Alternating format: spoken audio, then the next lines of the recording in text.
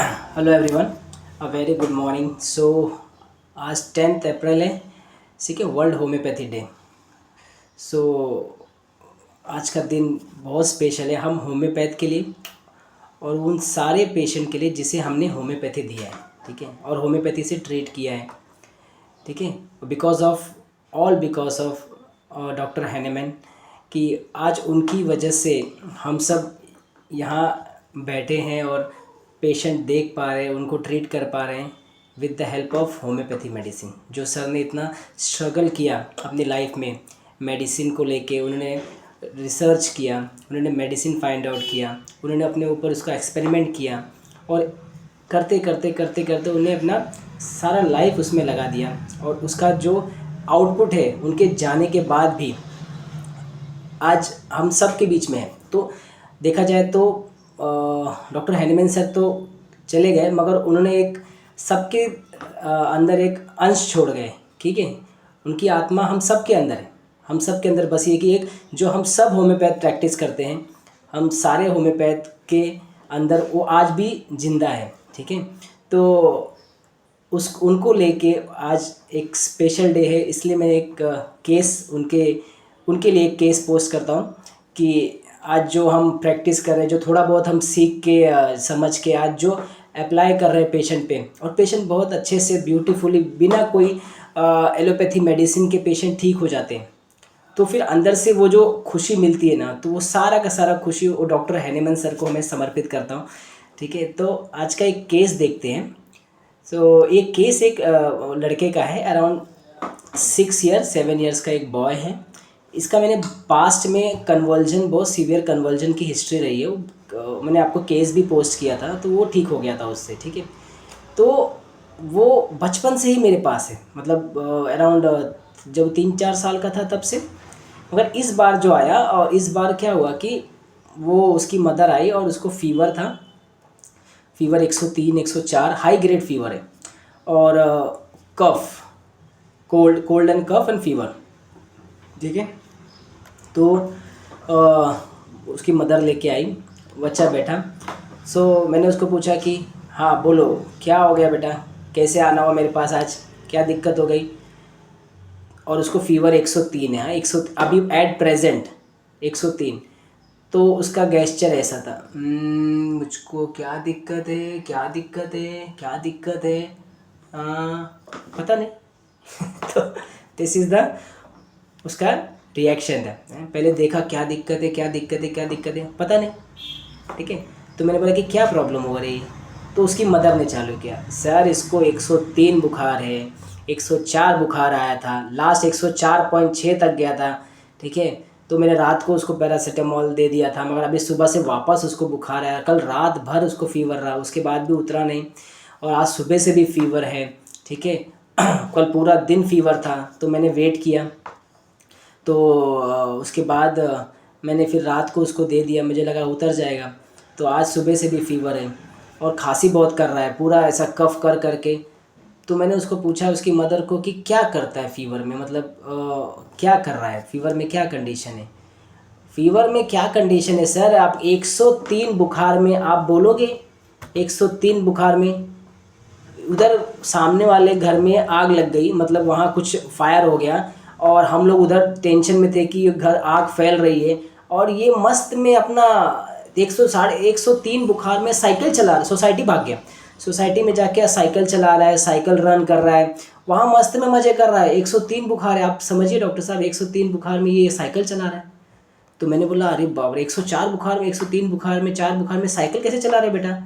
तो ही स्माइलिंग, ठीक है, और अभी भी उसको फीवर है, ठीक है। मैंने बोला कि फिर क्या करता, कुछ नहीं, मतलब कुछ कंप्लेन ही नहीं कर रहा है, मतलब कुछ बोल ही नहीं रहा है कि मतलब इसको बुखार है, दर्द है, मैं कुछ पूछे तो कुछ बोलता ही नहीं है, कुछ नहीं है। और मस्त में इसको तो मैं कुछ बोलूँ नहीं, तो अगर मैं पकड़ूँ नहीं तो ये दिन भर खाली बस खेलता रहे, सोसाइटी में चला जाए, 100 बच्चों के साथ अपना मस्त में एंजॉय कर रहा है, खुश है 103 बुखार में, 104 बुखार में। तो ये इसका तो ये उसका रवैया है। वो तो मैं इसको पकड़ के लाई घर में बंद कर, मतलब ये करके उसको कि तू घर में रहे, बाहर मत जा, बाहर रहेगा तो और तकलीफ बढ़ जाएगी। खांस रहा है मगर कुछ बोल नहीं रहा है, फीवर 103 104 है, कुछ बोल नहीं रहा है।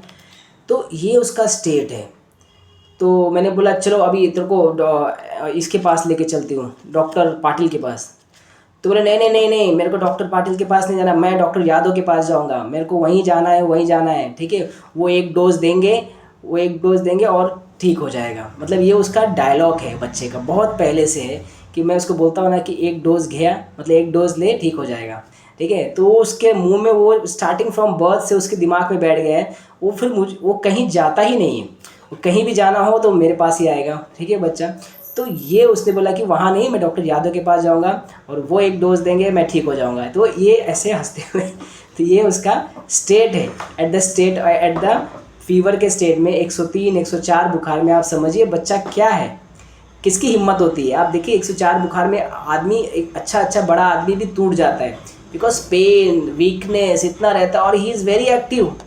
103 में साइकिल चलाना मतलब कितना एफर्ट्स लगता है, मगर कोई फ़र्क नहीं पड़ रहा है, कोई पेन नहीं है, कुछ नहीं है, कोई कंप्लेन नहीं है।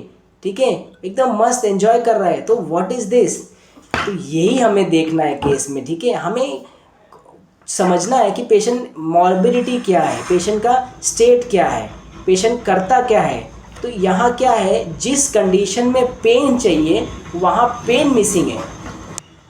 सो पेन होना चाहिए ना, फीवर में वीकनेस आना चाहिए, मगर यहाँ क्या है, एक्टिव है, पेन होना चाहिए, कंप्लेन नहीं है।